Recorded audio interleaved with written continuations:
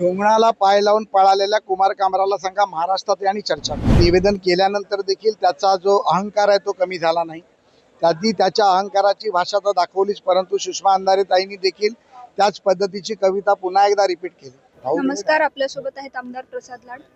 Sir, आज सुषमा अंधारे आणि कुणाल कामरा यांच्या विरोधात हक्कभंग प्रस्ताव आणण्यात आलाय, काय सांगा? ज्या पद्धतीमध्ये कुणाल कामरानी राज्याचे उपमुख्यमंत्री सभागृह नेते यांच्यावरती जी कविता केली, अपमान केला, त्यामध्ये सभागृहात चर्चा झाली.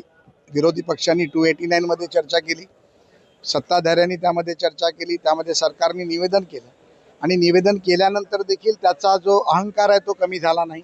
त्यांनी त्याच्या अहंकाराची भाषा तर दाखवलीच, परंतु सुषमा अंधारे ताईंनी देखील त्याच पद्धतीची कविता पुन्हा एकदा रिपीट केली. एखादा विषय जेव्हा सभागृहात येतो आणि सभागृहात जेव्हा सरकार त्याचं निवेदन करते, त्यानंतर सभागृहाच्या बाहेर जो सभागृहाचा सदस्य नाही त्याला तो बोलण्याचा अधिकार नाही.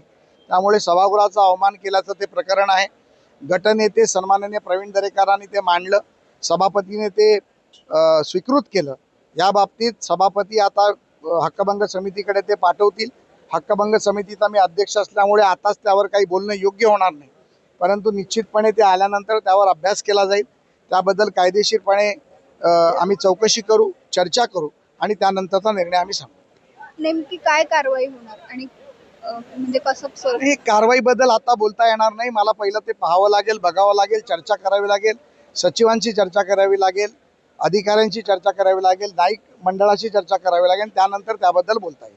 परंतु कुणाल कामरा अजूनही वेगवेगळ्या पोस्ट करतोय आणि त्यातून सरकारला असो किंवा भाजपला असो डिवचण्याचा प्रयत्न करतोय. ढोंगणाला पाय लावून पळालेल्या कुमार कामराला सांगा महाराष्ट्रात आणि चर्चा करू, मग आम्ही दाखवतो ढोंगणाचे पाय कुठे जातात.